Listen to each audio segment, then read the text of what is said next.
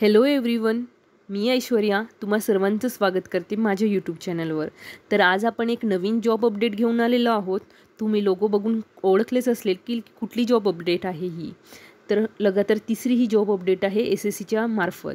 आपण सुरुवातीला SSC ड्रायव्हरची update बघितली होती, SSC दिल्ली पोलीसची जॉब अपडेट बघितली होती आणि ही तिसरी SSC CPOची जॉब अपडेट आहे।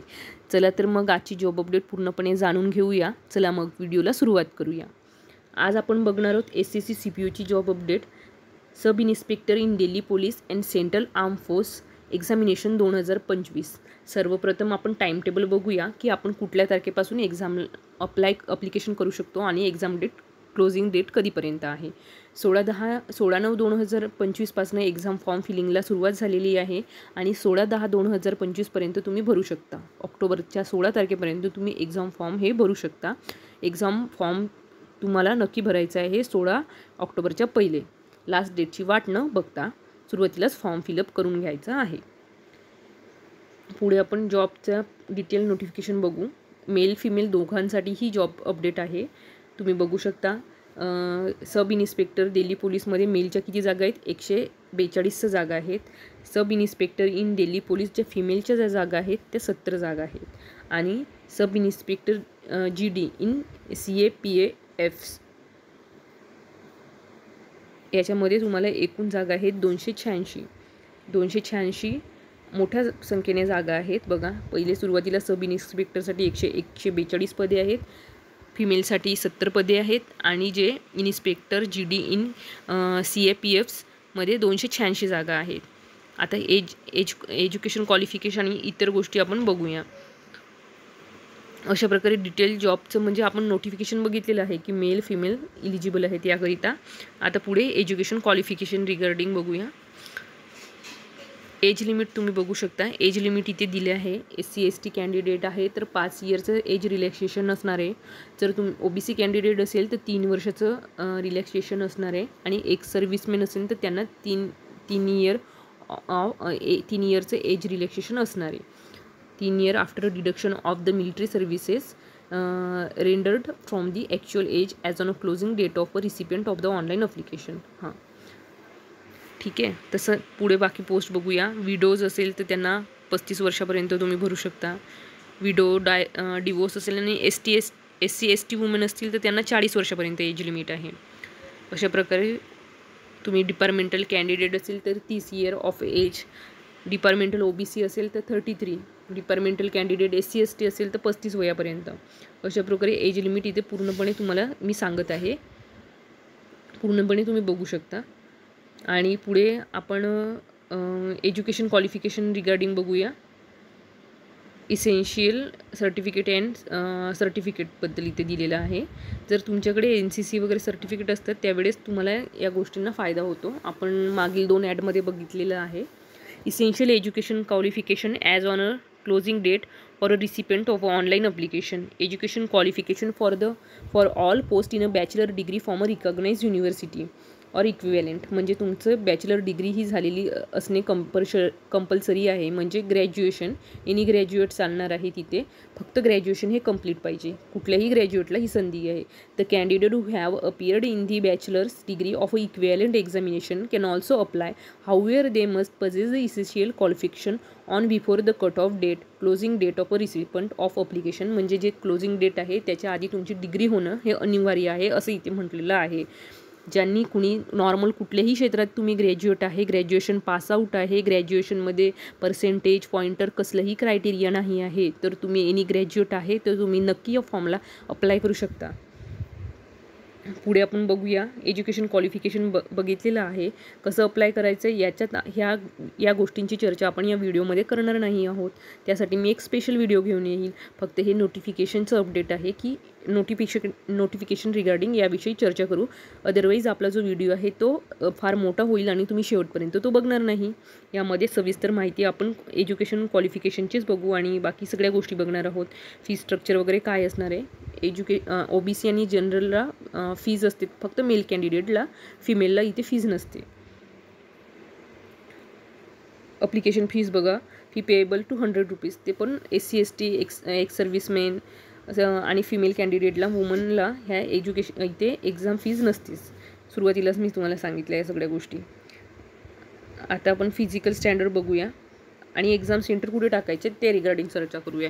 बघा, आपण महाराष्ट्राचे नागरिक आहोत. आपण महाराष्ट्रामध्ये राहतो. महाराष्ट्र हा वेस्टर्न झोनमध्ये येतो आणि तिथे कुठल्या सेंटर येतात ते बघा. पणजी, अहमदाबाद, गांधीनगर ह्या गुजरात झोनचे आहेत बघा. पण तुम्ही छत्रपती संभाजीनगर टाकू शकता, अमरावती, त्याच्यानंतर जळगाव आहे, कोल्हापूर आहे, मुंबई, नागपूर, नांदेड, नाशिक, पुणे. कुठल्याही सेंटरला वेस्टर्न रिजन सिलेक्ट करायचं आहे जेव्हा फॉर्म फिलिंग करणार आहे. त्यानंतर इथले हे जवळपासचे सेंटर शोधायचे आहेत आणि टाकायचे. हे तुम्हाला जर पणजी वगैरे दिसलं तर घाबरायचं नाही आहे. हे तुम्हाला खाली दिसतील ऑप्शन, तर तुम्ही त्यानुसार टाकायचं आणि सिलेक्ट करताना वेस्टर्न रिजन सिलेक्ट करायचं आहे. त्यानंतर फॉर्म फिलिंगला स्टार्ट करायचं आहे. बघा, एक्झाम स्कीम आपण एक्झाम कशी होणार आहे ते सांगितलं आहे. जनरल इंटेलिजन्स अँड रिजनिंग 50 मार्काची, जनरल नॉलेज आणि जनरल अवेअरनेस 50 मार्काचं, क्वांटिटेटिव्ह ॲप्टिट्यूड 50 मार्कांचं आणि इंग्लिश पण राहणार आहे. इंग्लिश कॉम्प्रिहेन्शन 50 मार्काचं. अशा प्रकारे पेपर 1 राहणार आहे. Paper 2 English language and comprehension, number of question 200 questions 200 मार्कांसाठी, तो 2 तासाचा राहणार आहे. जो पेपर 1 सुद्धा आहे तो 2 तासाचा राहणार आहे. आणि ह्या एक्झामला निगेटिव्ह मार्किंग असते 0.25.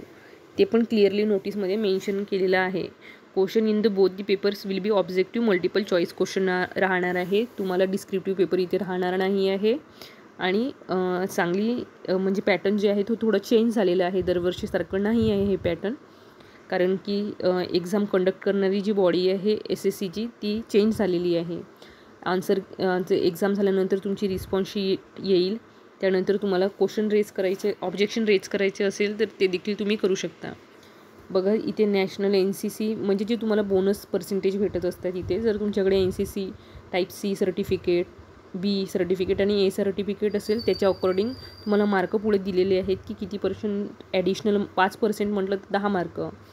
30% ग्रुप B वाल्यांना NCC सर्टिफिकेटसाठी मिळणार आहेत तर 6 मार्काचं बोनस मार्क राहतील आणि A वाले आहेत त्यांना 4 मार्क राहतील. अशा प्रकारे तुम्हाला मार्कांचं इथे डिस्ट्रीब्युशन दिलेलं आहे.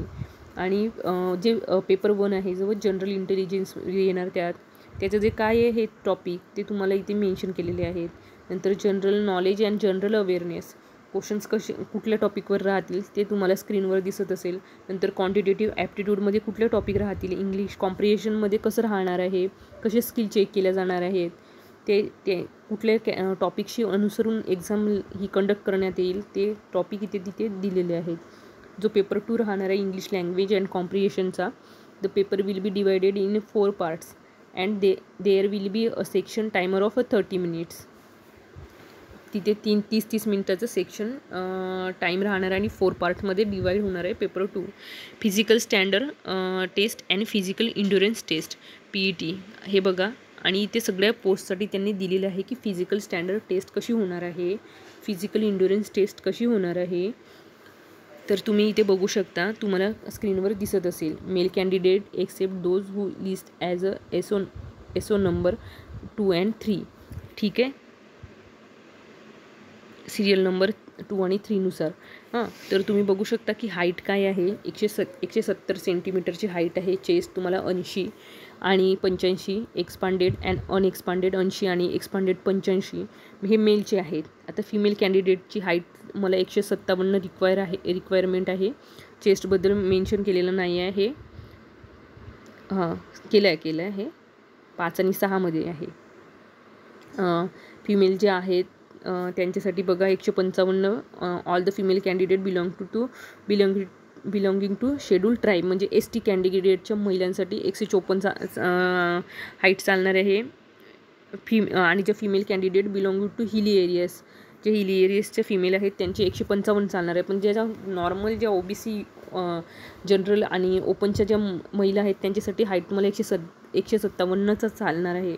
SCला पण दिलेलं नाही आहे, पण जे हाईटमध्ये रिलॅक्सेशन फक्त फिमेल STसाठी दिलेलं आहे 154 आहे.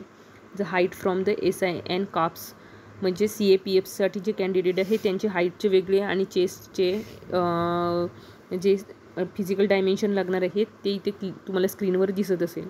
मेलसाठी काय आहेत, फिमेलसाठी काय आहेत इथे पण तुम्हाला शेड्यूल ट्राईब्सला जे की हाईटमध्ये थोडं रिलॅक्सेशन मिळालेलं आहे. फॉर मेल 100 मीटरची रेस होणार आणि 16 सेकंदात झाली पाहिजे.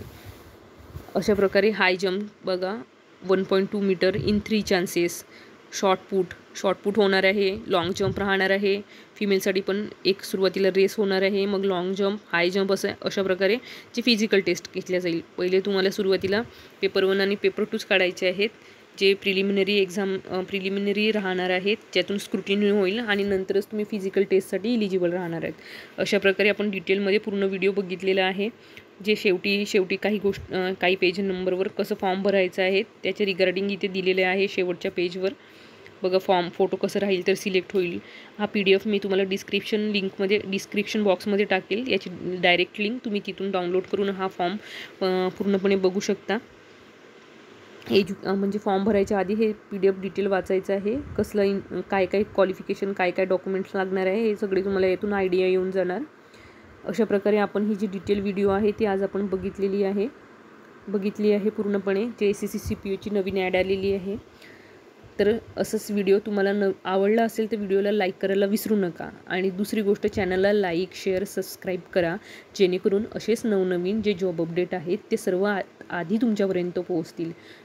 तुम्ही जर बेल आयकनला क्लिक कराल तर तुम्हाला नोटिफिकेशन येऊन जाणार आणि तुम्ही लगेच बघू शकता. कधी असं होऊ शकतो की तुम्हाला लक्षात येईल या गोष्टी, म्हणूनच बेल आयकनला क्लिक करा आणि नेहमी जॉब अपडेट बघत राहा. थँक्यू.